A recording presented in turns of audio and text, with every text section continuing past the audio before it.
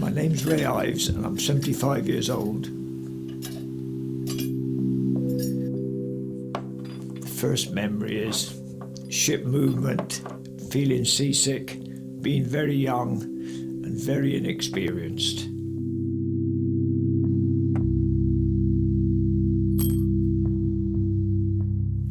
Commercially, I've been diving since 1965 for a living.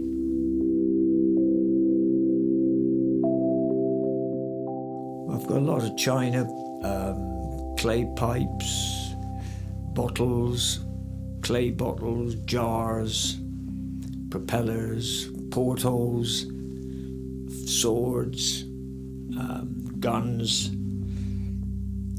ammunition boxes, the old type, made of teak, still with the empty shells in, bayonets.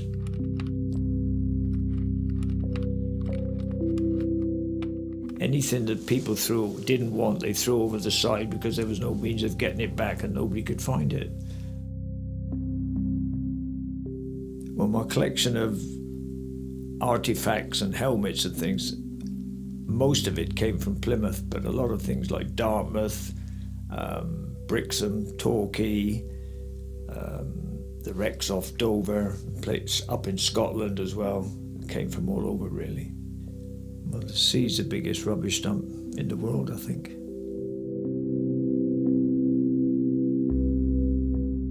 Well, I have a rapier sword in my collection, which I found up in a river in fresh water up near Bideford, and it's engraved in Latin, and I think it dates something between 17th, 18th century.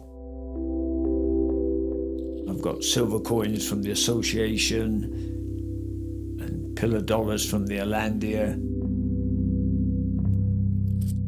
Everybody wants gold and a mermaid.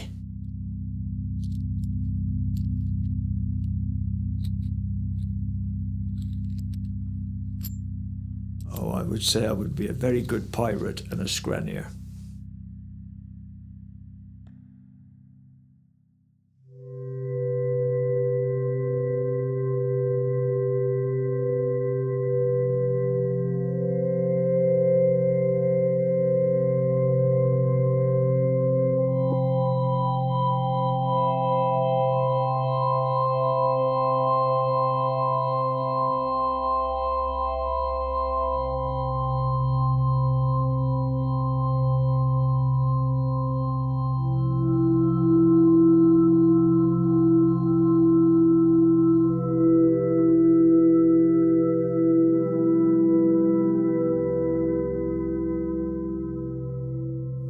When I left the dockyard from a salvage boat in the dockyard, I joined one of the biggest salvage firms in the country at the time. And they used to go around salvaging all the ships, any accidents, ships on the bottom, anything like that. And if there was treasure, they would try and go for it, even in deep water with a grab and that. But when they discovered oil in the early 1970s, the main thing then was to get all the oil ashore as quick as possible to try and get some money back from all the money they'd spent. So safety wasn't a priority in them days. So we were working flat out, 6, 7 weeks, 8 weeks at a time, and getting probably a week off, and then going back out there, trying to get the oil back to England.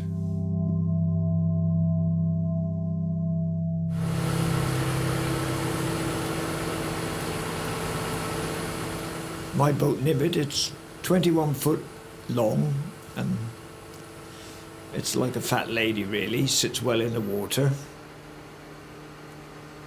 It's accessible so we can go diving in it, or I can go fishing in it, or I can take young ladies out in it and we can go and have a look round and have a couple of beers.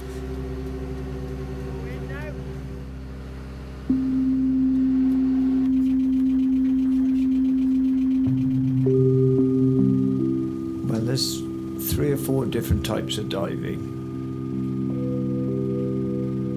There's air diving, skin diving, and then you eventually finish up as a first-class professional saturation diving, where you spend maybe a month under pressure, and half that month is spent in the water.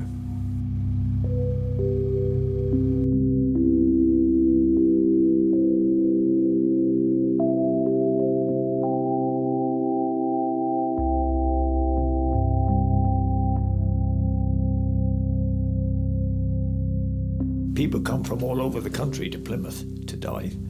It's one of the best diving resorts because of obviously all the wrecks and access to the water and things like that.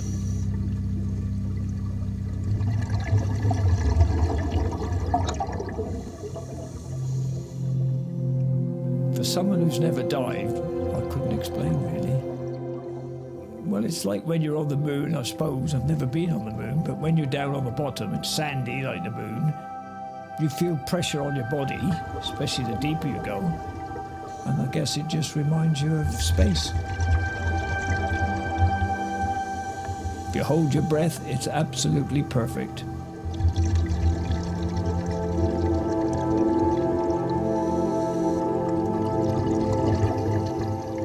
If you get means of lifting the silt and sand from wherever you're looking and you come across something that's shiny, a quiver goes through you and your hair stands up, hoping it's going to be gold.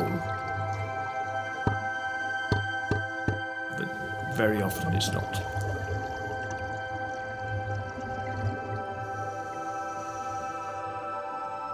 Well, if you're on your last bar of air and you thought you'd found something that was really valuable, you would go right down to the last breath and still be trying to grab it as you went to the surface.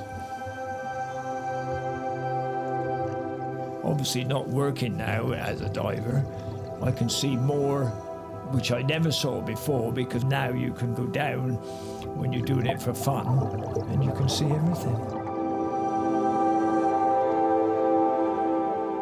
The marine growth and the sea fern and the plumrosia, red, pink and white. It's like being in a bluebell wood, really. It's absolutely wonderful.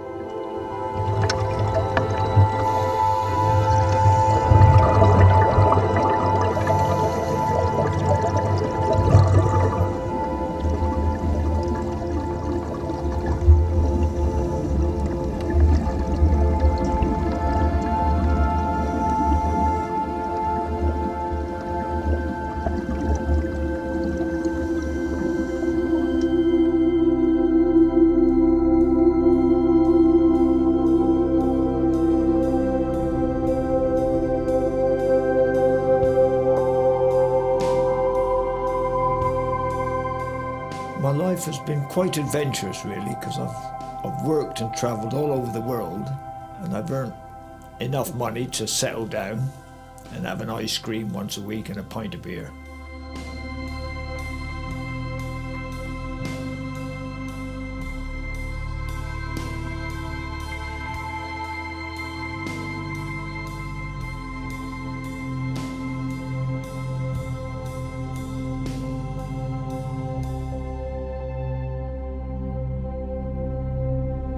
Well, as long as I can climb in and climb out, I'm going to carry on doing it. Well, probably when I'm 80 I'll stop, and then I'll take up real diving then, which is done in a pub.